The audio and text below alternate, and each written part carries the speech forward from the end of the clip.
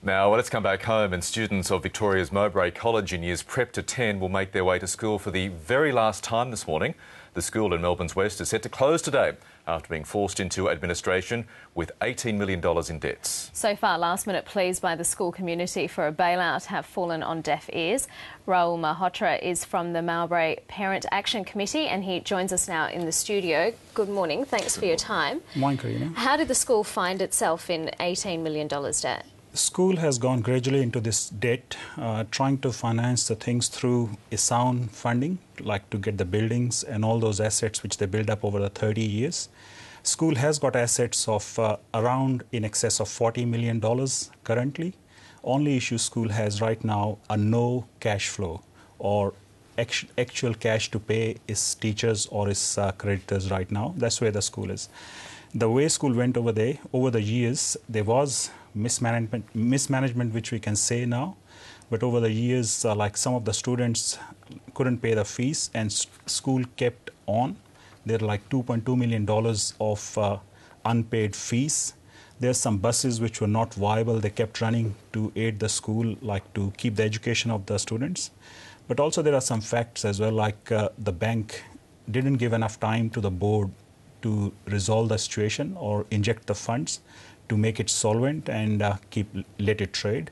So those are the issues now.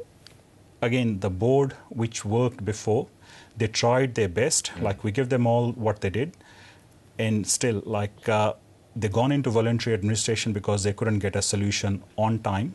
That's where they are. So 18 million debt is not overnight thing, but that's to facilities and the funding and the assets which school has created in excess. This has obviously horrible consequences for everybody at the school, parents, teachers and kids. You've got 2 kids. Where does that leave you at the end of school today? I've got no school organised for them at this point of time, even though I've got a lot of pressure from my wife and my family as well to go for schools. But schools we're looking in the area, again, the options given to go into the government schools, the curriculums are not same. This school specialized in inquiry learning and PYP program is one of the best in the area. So this is why we love this school, and the teachers and the staff is fantastic, and the support we get in last 3 to 4 years was amazing actually, and all the people know us, and the community is so nice over there and so well.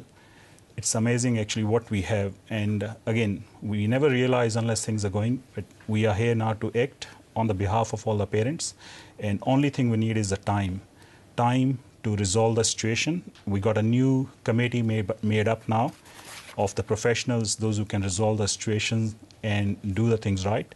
We are trying to work on a new business model to salvage the whole situation. Time is running against us, so once school closes the door, there is no way all the people will scramble and we'll never get it right. Because that's the key, isn't it? Is it too late to act now? It's not too late. It's never too late. That's what I call it. It's like even the dead man, you can perform a CPR and bring them to alive. This is the same with the school. It's not dead yet, but it will be once we take the life support off at end of the day today. So that's where we are now. So there is options like what we're looking at. One is government can put some money. Like I'm requesting $7 million by government, a soft loan, which school can restructure itself, pay the redundancies to restructure and have some cash.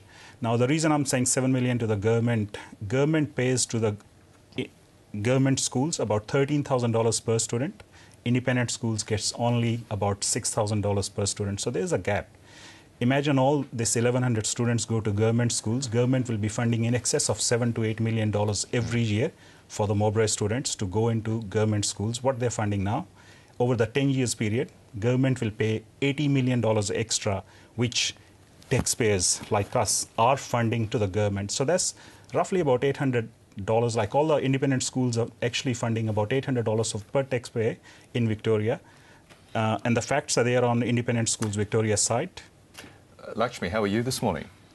I feel sad because it's closing down. What grade are you in? I'm in grade 4 now.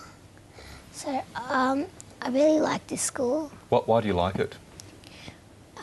We've got really good teachers and I got lots of friends here. So and how are your friends feeling? they, I think, would also be really upset now because it's a really good school and now we're closing down. Well, Raoul Malhotra and Lakshmi, thank you very much for your time this morning. And best of luck finding new schools. We just appeal again, like National Australia Bank and our administrator and the government to come for help and get the new committee a chance and just a chance so we can prove things could be done better and in a long-term perspective onto it, not a short-term perspective, without giving it a go. Thanks very much. Thanks very much.